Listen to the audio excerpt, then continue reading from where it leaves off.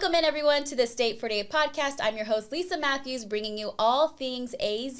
And today we have a very special guest on the show, a longtime friend. I've known you for some years now. We're like looking back and thinking about all the old interviews we did together, and time just flies. But we have Cory Hahn here with us. If you haven't heard his story before, you're in for such a treat, such an amazing story of triumph, overcoming, and really just for me, it's going to be fun because it's going to be catching up since our last interview, which was in 2013, I'm going to say, or 14. Yeah, long time ago. A long time ago. But do a quick intro of who you are. Yeah, first off, it's really exciting to be part of the podcast and be part of this, and truly an honor to be asked to be on it, which is cool, and share my story and in our case, catch up. So, yeah. But you know, my story is a pretty interesting one for sure. You know, I'm 32 years old now, which seems like time flies since we last connected, yes, especially when we were last.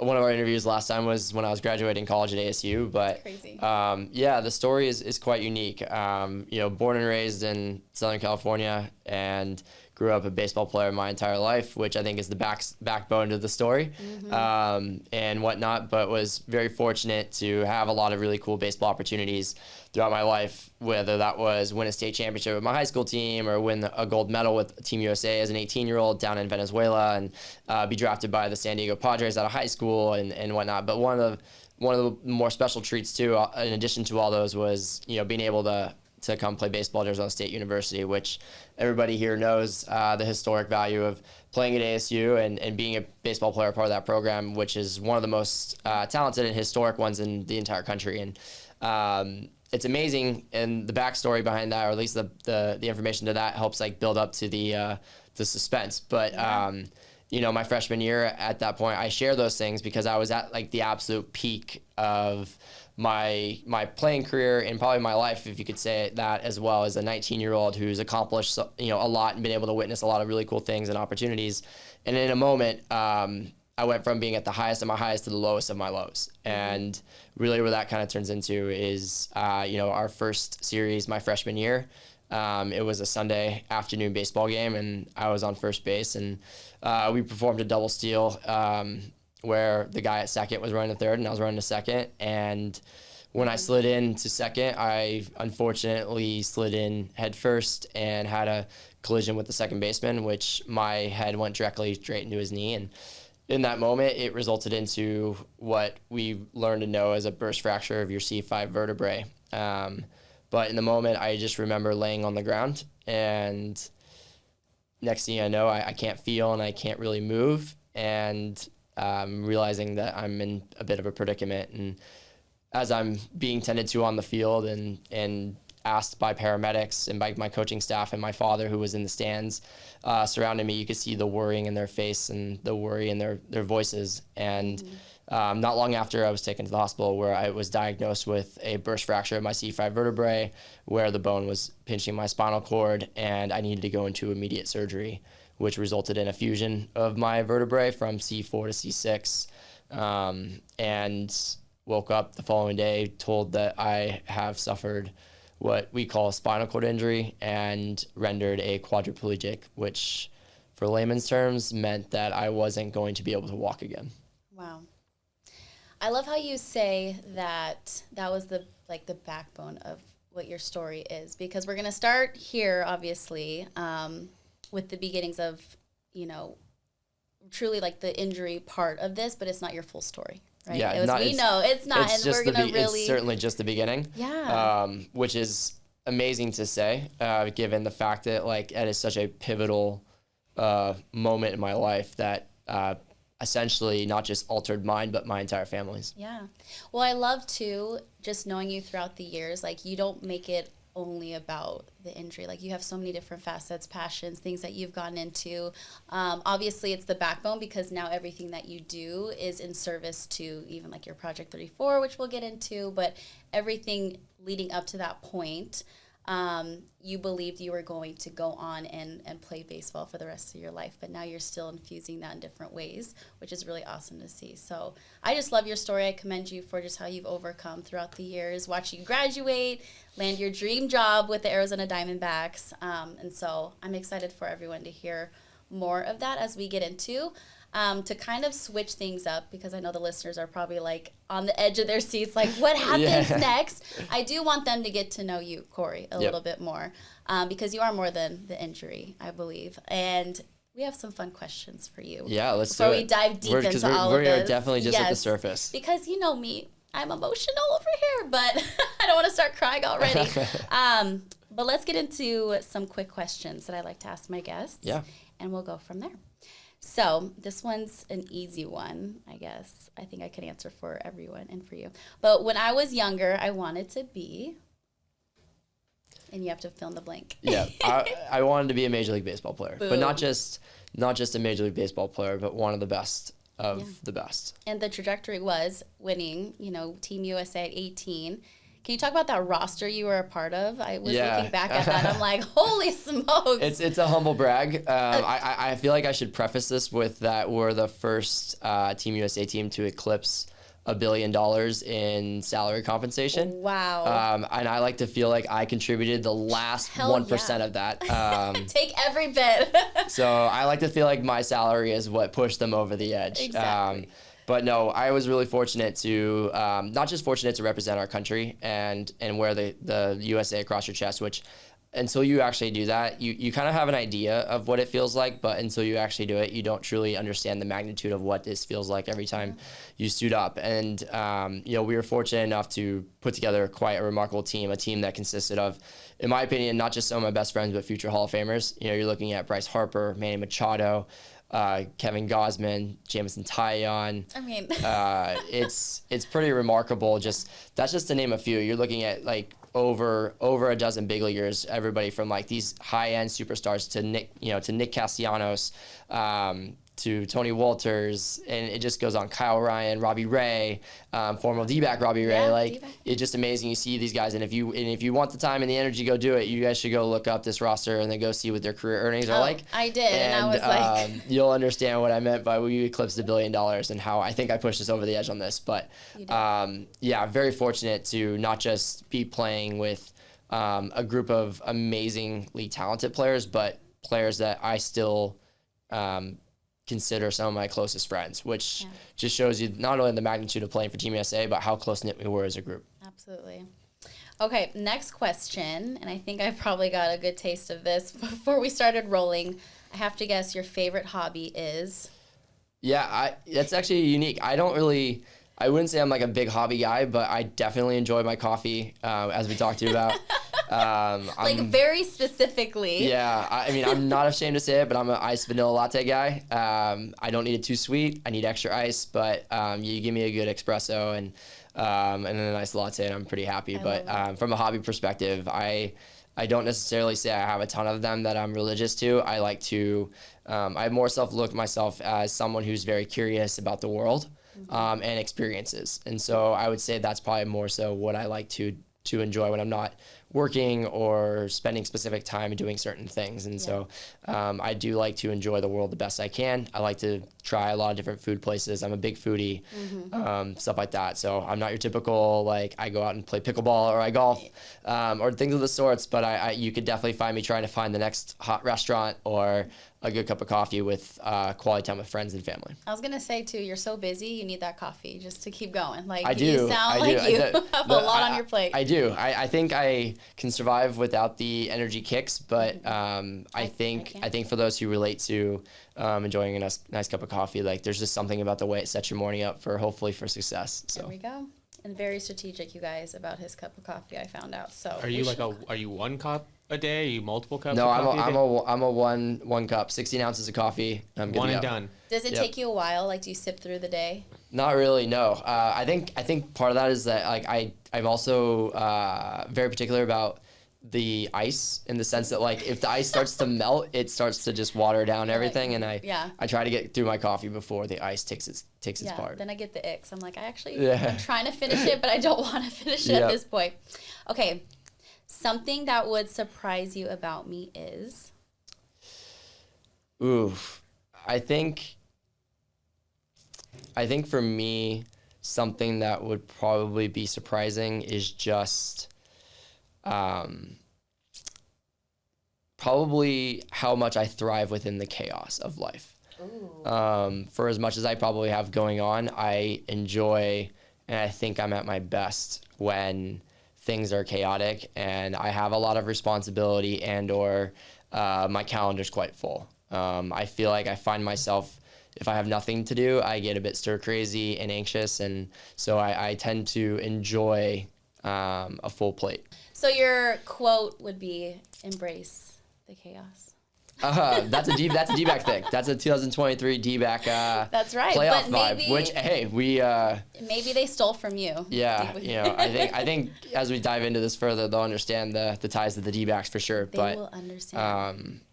Yeah, good quotes. I have two, honestly, that I actually do genuinely gravitate to that come to mind. I think I try to embrace a lot of different quotes because I think you can learn so much through other people's thinking and inspiration and motivation, not just like say my own or someone I'm close to, but I do love listening to a stranger share about life.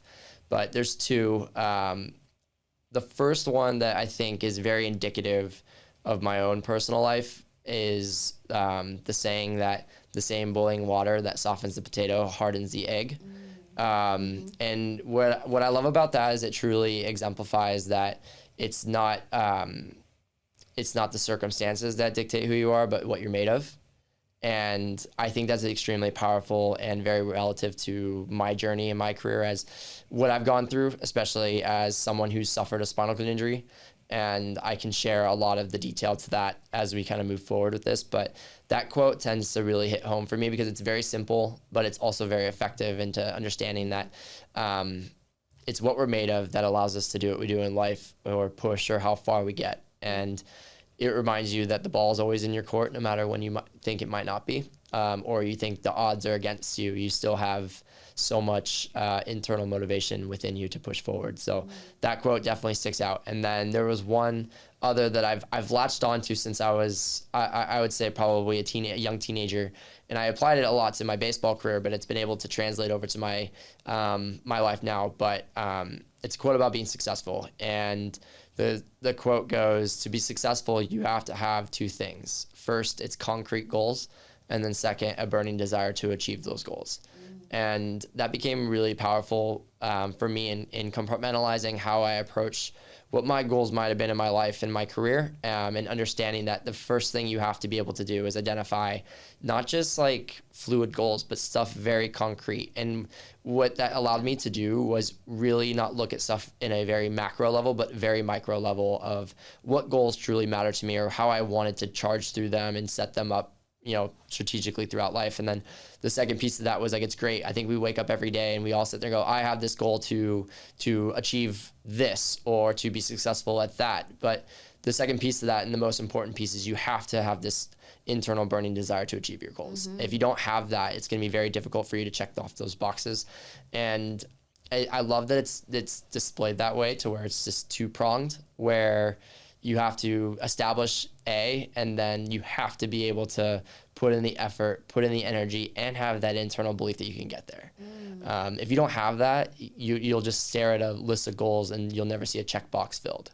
Yeah. So those are the two that, and I have many quotes because I just love them. Motivational speaker here. but I'll those sign up for your seminar. I do speak. I do speaking engagements. Now. But those are two that I think I always enjoy highlighting because they're very easy to comprehend. They're very easy to explain. But when you start thinking about them on a much more than a surface level, they become very impactful, and they allow you to really dig deep about yourself and figure out a lot of your self-motivation, which at the end of the day, I think you have to be able to have that in order to push through the rigors of life. You can have a lot of really good support group around you that help you get there, which I think is important. But if you're not the one who can get up and start the day, it's going to be very difficult. Do you feel like you always had this mindset, or do you feel like through, overcoming these adversities that you've faced, you've developed this mindset? Good question. I think it's both. I think it's always been within me. I think ever since I was a young boy, I've always had this go-get-it attitude. I've always been adventurous. I've always been daring.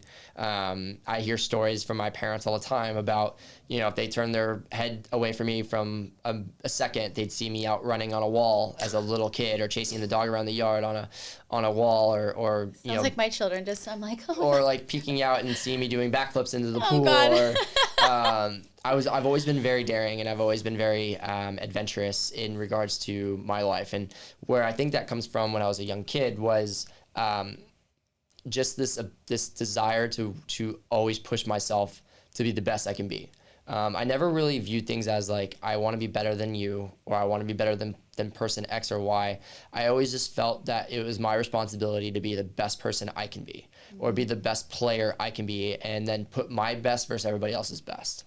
And then I had the confidence that my best was better than your best, especially on a baseball field. And I will say I was extremely over-competitive, sometimes to a fault, but like, it was, no matter if it was like between the lines on a baseball field, or we were playing, wiffle ball in the streets, I was over-competitive. Mm-hmm. And my buddies, when I was younger, always, they always gave me a hard time with that, because you'd get the, geez, it's just a game, or relaxed type responses. Yeah. But to me, it was more than that. Every time I had a chance to compete, I relished that opportunity.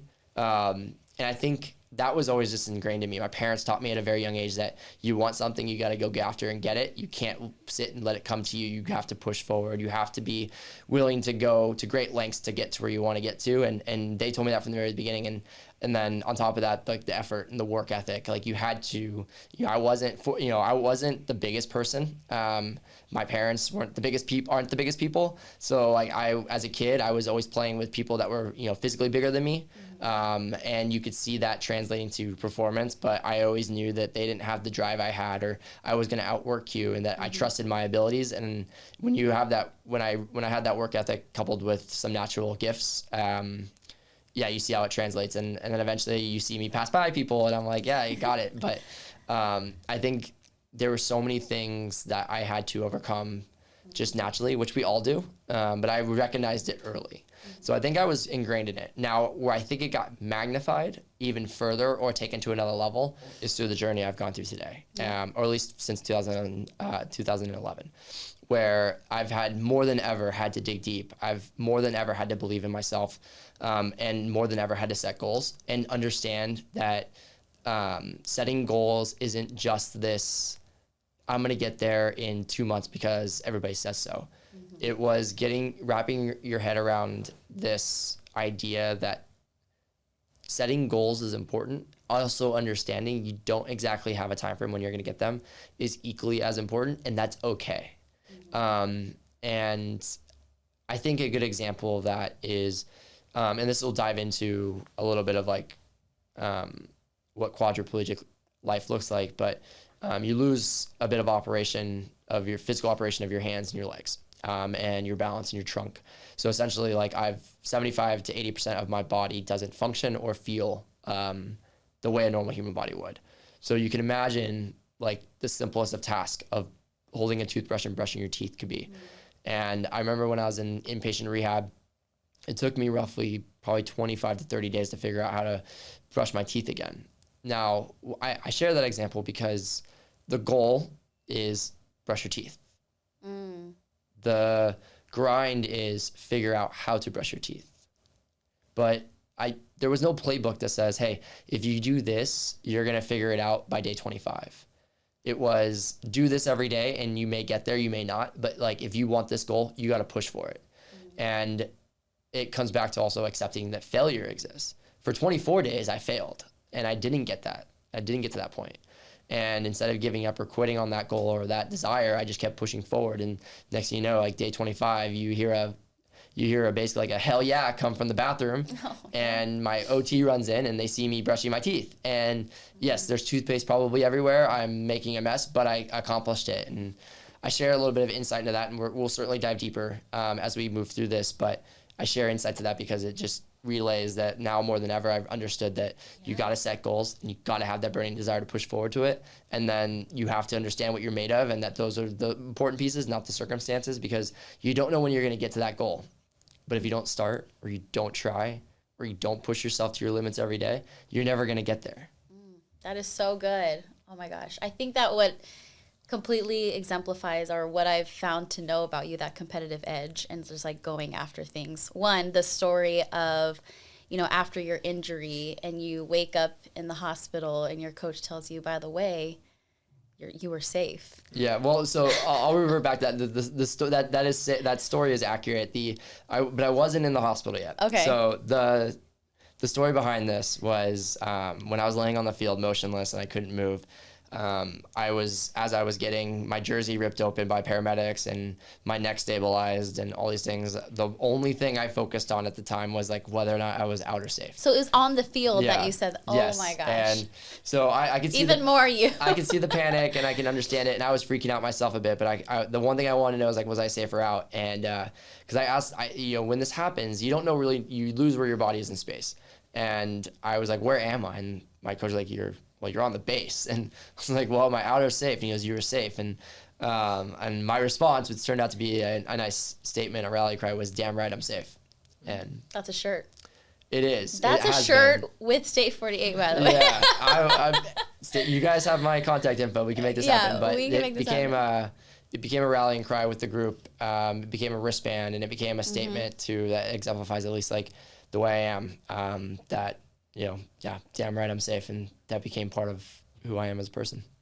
And then I'll never forget footage. I think it was after one of our first interviews, but you were working on turning over without weights for that first time. And how long did that take, and that persistence, and just similar to brushing your teeth, but here's all of these things that you are relearning in a sense at the age of 18, 19 and beyond. Yeah. The journey behind the rehab aspect of it and learning to do the simplest of things, you're talking about being able to brush your teeth or put on a t-shirt or just push yourself from one room to the other, or get in bed and roll around and be able to just transfer weight. And one of the hardest tasks I had initially was being able to roll by myself. And for context, imagine just laying down on a mat and trying to swing your arms and body to roll to the right, but your body's not moving, and it feels like there's 1,000-pound weight sitting on you, and your body refuses to move, and you're trying and you're trying and you're trying, and nothing is happening. When I finally got to a point where I was able to then roll with like some weighted assistance, that was like step one, and then step two, and then step three led to being able to do a full roll without any body weight or body assistance or any help from trainers. It was just me. And it's crazy because you share that, but it's like that didn't take place in a matter of days. That was a 1 to 2 year process. Wow. Where when I finally accomplished the final goal of being able to roll over, I was, I think, 18 months into my injury. So you're looking at being hurt in 2022 or 2020 or 2011. Like that happened in like the end of 2012 or 2013. And you can understand like the milestones that existed in between that. But it just shows you that these things this injury is a little bit different. It's not your typical broken arm where the doctor says, hey, throw it in a cast for 6 to 8 weeks, take the cast off, do some PT, and you're back to normal. Yeah. This is a life journey. This is something that is ever evolving, and every day is an opportunity to get better, but it's also a day of challenge. How important in this journey, because at the time you were obviously newly at ASU, getting to know your teammates, all of that, just getting acquired to new life that you believed in college, but how important was that sense of community that you had kind of built in with the team, and then the way that you saw people just rally behind you as well? Yeah, the community aspect of it was, I mean, it's hard to really put in other words than it was like mega for me, because at the end of the day, like everything is kind of up to me and how I wanted to pursue this, but being fortunate enough to have the support system that I had, which was not just like an incredible family environment where my parents were with me every step of the way, but like we can just revert back to like when I was in the inpatient hospital, which I spent 90 days in an inpatient hospital. And for those of you that understand what it's like to spend even just one day in a hospital, you can understand the stress of that and trying to work in this new life. But I can confidently and so proudly say that in the 90 days that I was there, I didn't spend a single day alone. I had friends from my high school that drove out when I was in the ICU here in Arizona. I have one friend His name's Phil Lopez. He's one of my best friends. He was at the hospital every day. Wow. Every day. To the point where I had a room to myself and I had an extra hospital bed. He spent the night one night, and he was there so often that a nurse mistaken him for a patient and went to go like try and draw his blood one morning. Don't make me laugh. And he woke up freaking out. But I had an amazing group with that. And so my family back home, my friend groups back home that I grew up with were tremendous. And then where that took a step further was at ASU. You know, as I'm trying to figure out this life, you have to go back and remind yourself of this, but like I'm 19. Gosh. And I'm just trying to get back into like a way of life. And I just got this taste of being away from home and at college and experiencing life in that realm for the first time. And you can understand like how important that is. And trying to figure out my way back through life again and what do I need to do? And there was this very profound moment. It goes back to the fact that I spent all my time with my friends and family. And when I got hurt in February, I had them all throughout inpatient, all throughout the summer, because either my friends were back home or they came back home from college. And we had an amazing summer, an amazing time.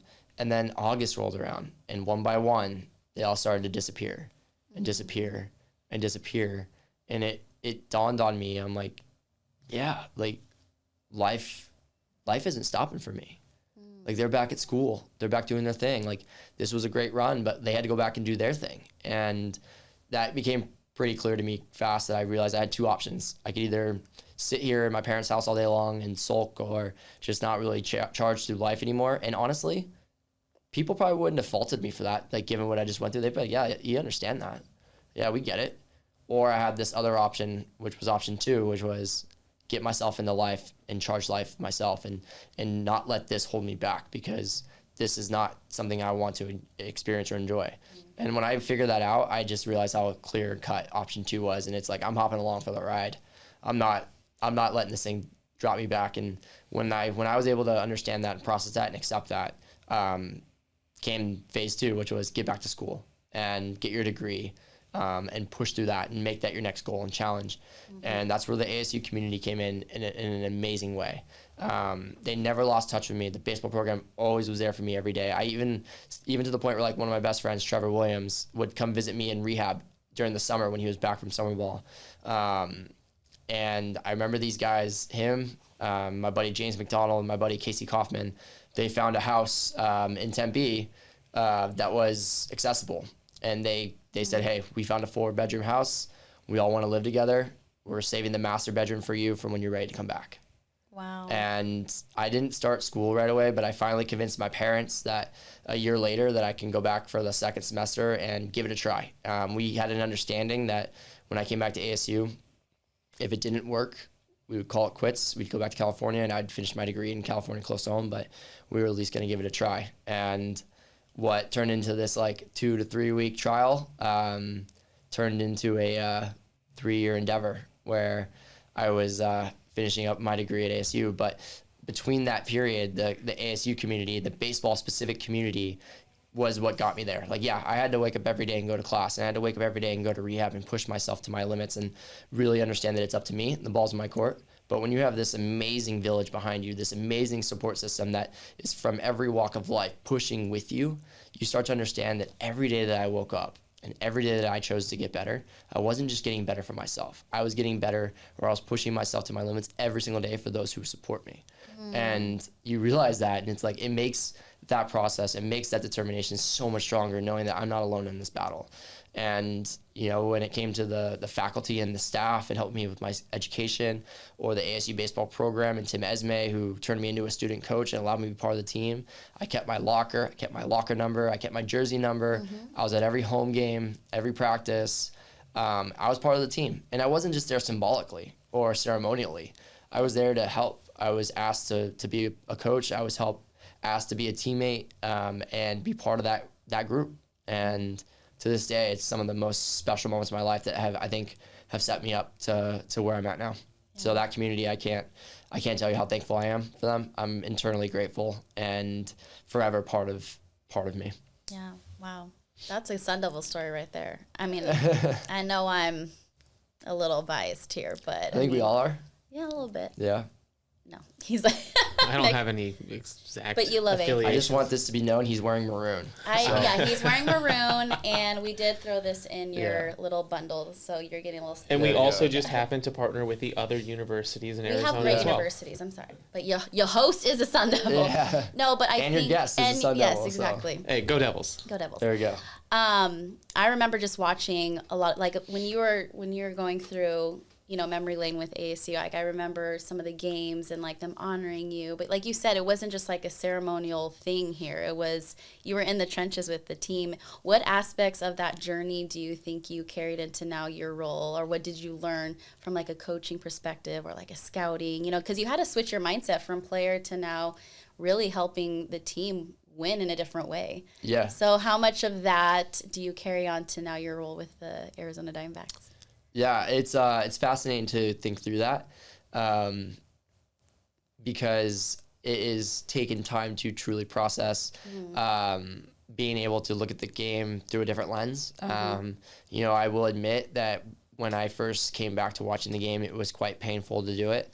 Every day that I watched the game, I just kept sitting there saying that I should be out there and that it's not fair that I'm not out there and that I'm the confidence in me is like I'm better than everybody on the field and I should be out there showing that and that I should be helping leading ASU to a national championship and do what I was meant to do. And then that also transpired when I started working with the Diamondbacks. But it quickly started to fade away when I truly started to understand that just because I'm not playing the game doesn't mean I can't impact it. And wrapping my head around that was a huge pivotal point. But what I learned through like being with ASU and through my journey with them that translated into how I can operate now in my job with the Diamondbacks, which is in a nutshell, it's everything to do with pro player evaluation, pro player valuation and roster construction, management, and things of that sort. So in layman's terms, it's a bunch of stuff that we do on a daily basis to help to make the major league team better. So whether it's a trade or an acquisition or an evaluation, that's what I do. When I was watching every ASU baseball game and when I was sitting with my friends and my teammates and talking through the game through a non-player lens, I understood that there was a pretty significant shift to that you have to stop looking at it through the lens of a player, but now you're taking a more macro and widespread view of it, and you're looking at things that when you're on the field, I like to think I was a good evaluator on the field, but you're also looking at it through like your eyes and through your lenses, and you're trying to figure out how it pertains to you. Whereas like now in my job, what I had to learn, and I think I learned very well sitting in the dugout with the Sun Devils, was that I'm looking at every player and I'm looking at every situation. And it took a couple years to fully process that, but once I was able to understand that that's still a very positive way to look at the game, and it's going to yield positive results in my career, which is now, you realize how important it is to accept that, and it became something once I clung onto it, it allowed me to unlock so many different aspects of the way I look at the game now that allow me to not just be a good baseball mind, in my opinion, but also a very vital piece to our front office. Yeah, I didn't want to interrupt you there, but I was going to say it was like that crossroads moment probably for you is what I'm picturing. Most people, understandably so, there's so much trauma aligned to the game of baseball and the what ifs and the grievances of what could be that most people shut off baseball or anything aligned to where their injury occurred. Yeah, right? and I want to be like abundantly clear with this, that it wasn't just a simple like shift and a positive shift that made me just stop from day one and adjust to this life. Like there are challenges every day, and there are a lot of demons I fought every day, and I still fight them. But being able to understand that and look past it and know that like, yes, I could sit here and dwell on this and shut the whole game out and move on with my life. And I could have gone to do a bunch of other things and chase a different career lifestyle and whatnot. But when I was able to get back into it, I realized how special this game is to me and how not just it is to me, but how I can make a massive impact in it. And that to me was so reinvigorating and understanding that, maybe I can't impact it the way I hoped to, which was by playing lockdown defense in center field and hitting for both average and power and driving in game-winning runs and doing all these dynamic things I could do on the field, but realizing that, I can still do so many dynamic things off the field. And when I was able to embrace that and accept that, I was never mad at the game of baseball. You know, the situation was tough. It's tough to handle. But I love this game so much. I know I'm meant to be in this game, and I owe it to myself to keep pushing forward in the game. And yeah, I still sit there and I watch these guys. I watch some of my best friends play in the big leagues, and I'm like, yeah, I should be out there. But I'm quickly reminded that I'm still getting to do something that I love. I'm still making an impact, and I'm still contributing in such a powerful way. Yeah, you still made it to the big leagues, but in Yeah. a completely different way than Yes. you probably imagined. Yep. What was it like when the Arizona Diamondbacks decided to draft you in the 34th round? It was a special moment for sure. I think as we were approaching that, I was watching, my best friends get drafted and start their pro careers and experience these like life-changing moments. And I remember I was driving home from rehab with my father, and I get a call from Tim Esme, and he goes, "Hey, I want to run something by you, and I need to know if you're on board with it." But there is a lot of talk of a few different teams that want to potentially draft you in the draft, and one in particular is the Arizona Diamondbacks, who are very determined to do this, and they want to do it in the 34th round. Like, would you be okay with that? And I for a very few moments in my life do I ever become speechless. Yeah. I didn't know what to say. I was so humbled and so honored, and it meant the world to me because it was such an honor to be able to say I was drafted once before, and I understand how meaningful it is, but to be able to do it again and to be with the Arizona Diamondbacks was a dream come true for me. And then to be able to have it symbolic to my uniform number, which was the number 34, just showed the magnitude to it. And I think what was even more impressive about it and what made the day important, and I'll share that in a second, was that it was much more than just a draft. And what I mean by that is when the draft took place, it was funny. I was actually in Jacksonville receiving an award on behalf of the NCAA.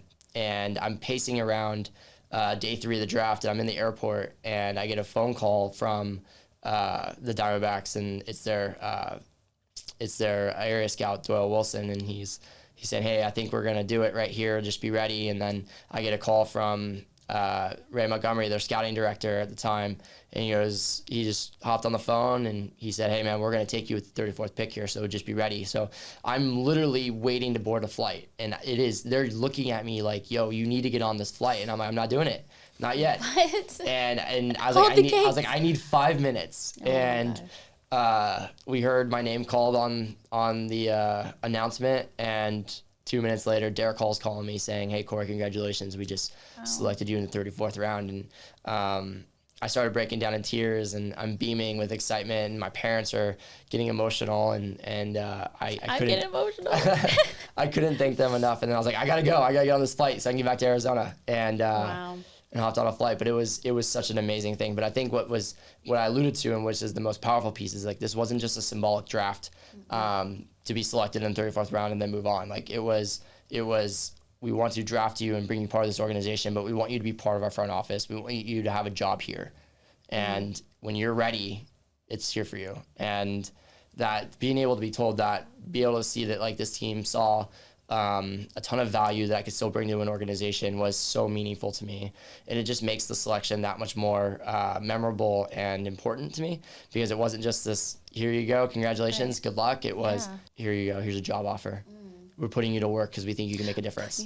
And now what, 9? Okay. Yeah, I've started, I just wrapped up season 8. Season 8. And I remember interviewing you like literally first week on the job. Yeah. And wow, here you are. And what's your official title? So I'm our assistant director of pro scouting. Or the longer version is assistant director of professional scouting. There we go. And that encompasses all things with oversight of our pro scouts around the country. We have 16 of them. And it also includes assistance with our roster management and construction, whether that's through like player acquisition and trade or free agency, and stuff like that. So not only am I given responsibility to oversee our pro scouting staff, but I essentially have a seat at the decision-making table, which is an amazing thing to be part of. I have an amazing group around us. So we have a great brain trust that values our opinions, and to be part of that group is quite surreal. Yeah, and what a season that you got to experience as well this past year. Yeah, 2023 was an amazing one. It's funny. It took me a couple days to totally accept it. Of course, like we wish we would have finished this thing off in the right way, and that's to win the World Series. But after you take a few days to kind of digest what just took place, you realize how amazing and cherishing this season was, and how it's once in a lifetime. I hope we continue to do this. I hope we put together some more championship caliber teams. But you realize that 2023 was done with a very specific personnel that may not look the same going forward. Yeah. So you realize how special this was. It's once in a lifetime, and so I can't really put into a ton of words how much I cherish it. But additionally, what it does too is it also makes you hungry for more. We got there. The job's not done. It was an amazing run. I hope we made Arizona proud and every Diamondback fan across the country and the world very proud. But I also hope that you guys understand that it has left us with this desire for more.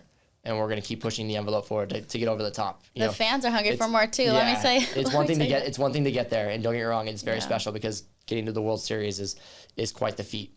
But we want the next step, and that's to win it. I don't know. I feel like I am talking to a future GM over here, or manager. Just the way that you speak, is that in the cards or future? I mean, you're very goal oriented, so I know you already have like your 5-year plan done. But is that something that you're wanting?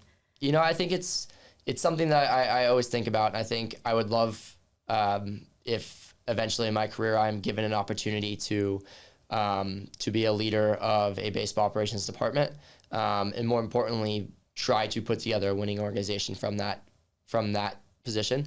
That is definitely a goal of mine. It's something that I keep at the back of my mind. I know that it's there. I know I want to work as hard as I can to get to that point and put myself in the best position to, check off all the boxes to be qualified for that, because I think that's extremely important. But the part that I think is important about this, because this question I think is really, really important for anybody who is in their career or is very goal-oriented or has aspirations of reaching very, very lofty goals, is that as much as I keep that as a pillar for me, and I want to lead a baseball operations department, and I want to lead an organization, and hopefully lead a championship caliber organization. I also understand in order for me to get there, I have to check off the goals beforehand. And part of that is dominating the job I'm in today. And that is something that I keep at the forefront every single day I wake up and step into the office, is that if I want to get to my ultimate goals and reach the ultimate success rates, which is winning a World Series, which is all of our goal, I have to be able to dominate the job. And right now, dominating an assistant director or professional scouting job is what I'm doing. And it's the same aspect you mentioned, being goal oriented. It's the stepping stones to getting there. Like, in order, if I want to get to the big goal one needs to be accomplished, and that's to dominate that job. And then when they give me a new job, I dominate that job, and then so on and so forth. And eventually, if I do that, and I do that successfully, and I put in what I feel is the time and the effort and the quality of work to do so, I'll get there. But it goes back to the circumstances don't matter. It's up to you to keep pushing yourself forward. And if I don't accomplish goal number 1, I'm not getting to the end. And it's the way I look at life. And so as much as, yes, it's easy for me to give you the simple answer that, yes, I hope one day that I am a general manager for and overseeing a baseball operations group and leading a championship caliber team. But I also know that in order to get there, I need to dominate today, and I need to dominate the role I'm in and set a good example for the people around me. Wow.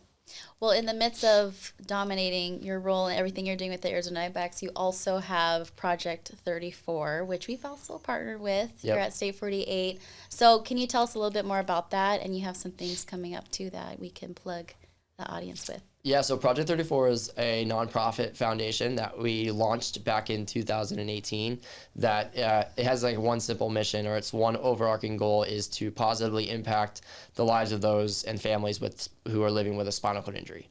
And the inception of this really came from a group of friends of mine, Trevor Williams specifically, and then a few other friends of mine, between Trevor, his wife Jackie, my other buddy Tanner Bush and his wife Megan, another friend of ours that was part of ASU Baseball, Sam Serbo, and so on. And we've now grown our foundation to a larger board member group that includes other ex-teammates like Andy Workman and so on and so forth. But we came up with this idea based on my journey.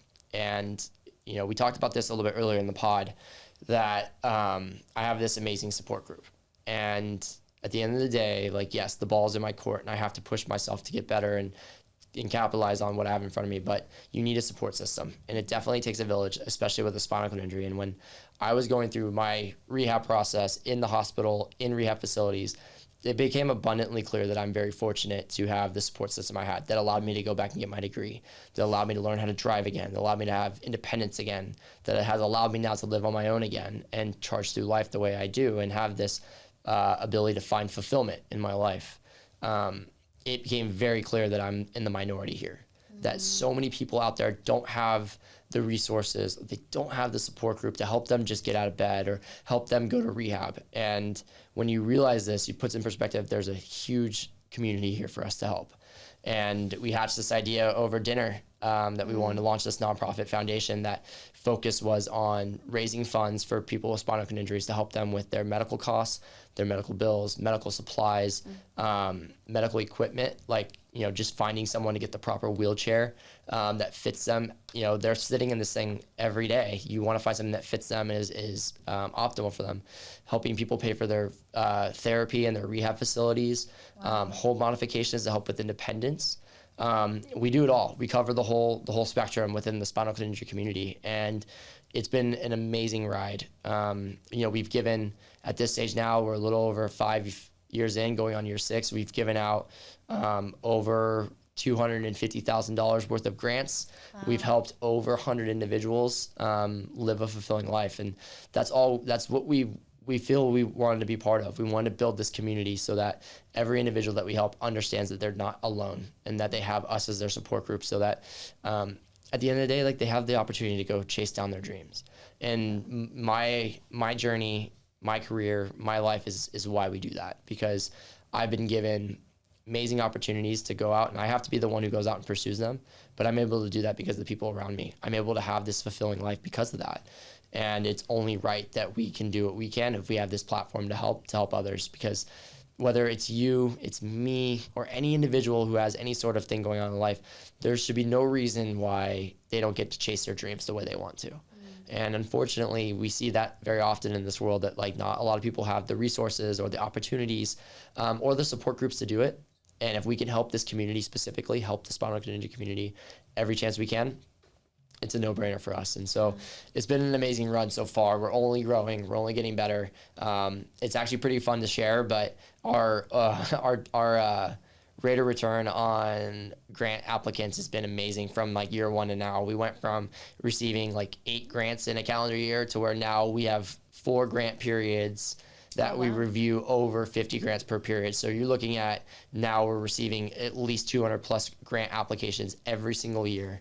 Wow. So it speaks volumes to people recognizing we do good work and that we offer these amazing community and support, but also shed lighting on how robust this community actually is for help. And so it's, every time we get support, every time we get additional people believing what we're doing, you just can imagine the impact it makes for somebody. Absolutely. And we try to share that as much as we can on social media. You'll see us regularly posting people at their rehab facility or a home modification, like we're doing a home modification, bathroom modification in the Phoenix area that we can't wait to share, that is going to literally transform someone's life to where they went from not being able to even use their shower or roll under their sink or even get into their bathtub to a fully roll-in shower, accessible bathroom that literally transforms their entire morning routine. Wow. So it's been an amazing process for us. And if you look at our socials, our Instagram, you'll see the amazing stories we've touched. And that's just the surface. The amount we do is amazing. And then alluding to, like, what we have coming up, every single year we do a golf tournament in January here in Phoenix at Papago Golf Course. And this year, for the 4th annual golf tournament, we have it happening January 27th.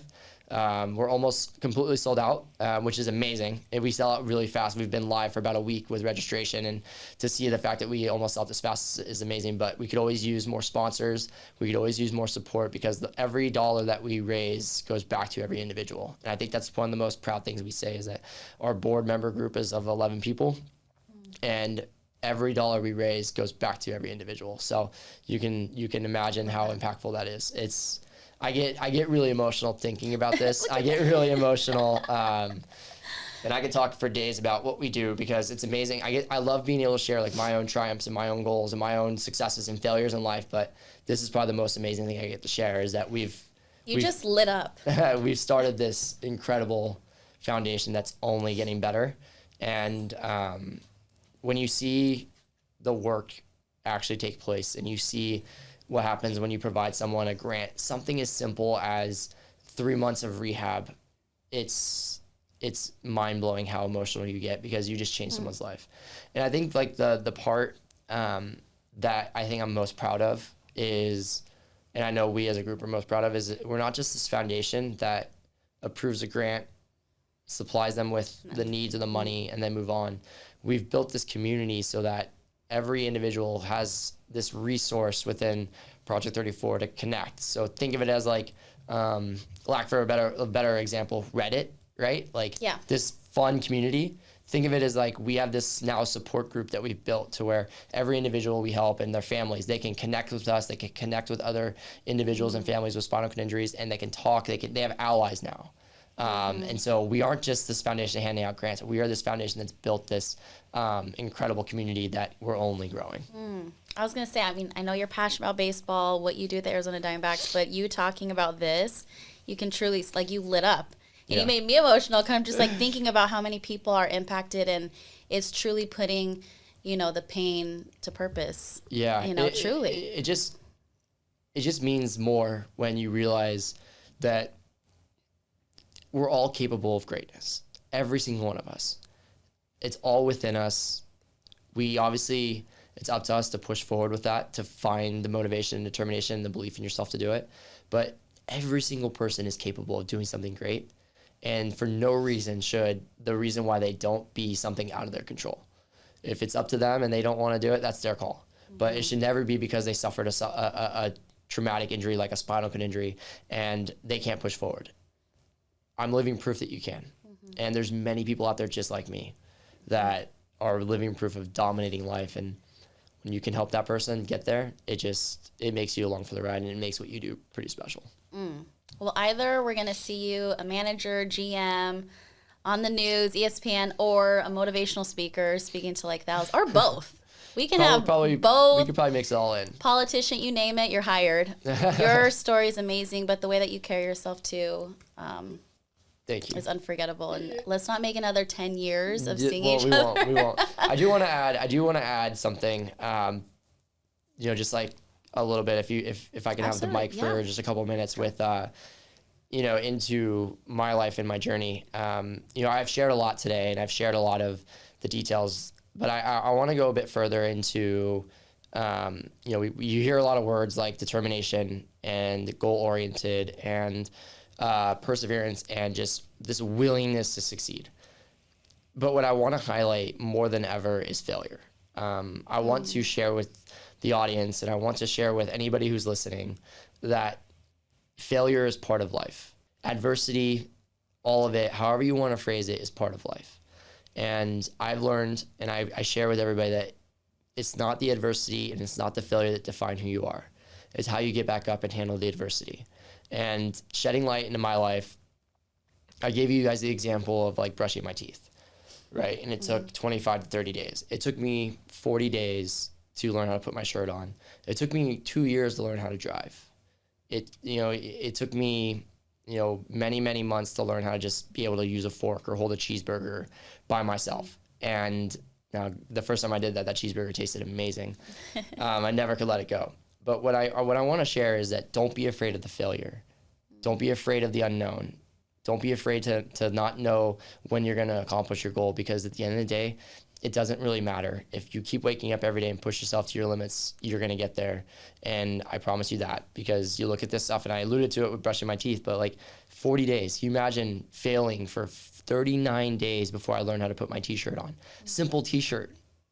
I could have given up at any moment. I didn't know when it was going to happen, but I finally got there, and it dawns on you that even when things look dark, even when you don't fully have this clear roadmap, which I understand everybody wants this like clean, crystal clear roadmap to what their future looks like 10 years from now or 15 years from now or even tomorrow.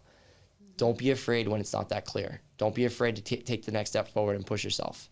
I'm living an example of that, and I'm living proof that my ultimate goal, and I say it every time I get a chance to, but like my ultimate goal is to be able to walk again. I know I'm going to get there. I don't know when that's going to be. But in order for me to get to that ultimate goal, I got to hit every other smaller goal in front of it. And just because it's deemed a smaller goal in the grand scheme of like, it's a build-up goal to like the ultimate goal of being able to walk, every goal is significant and has equal value. And as I share my story with you guys and share the insights of a grueling injury that I think my story shows a lot of triumph, or at least shows a lot of success, I can't understate how important it is that I'm able to get to those points because I embrace the fact that failure exists too. And that I'm comfortable knowing that I may not figure it out right away. I may get knocked down, but I'm getting back up. And I challenge everybody who's listening, and I challenge the people around me, that be the person who gets back up.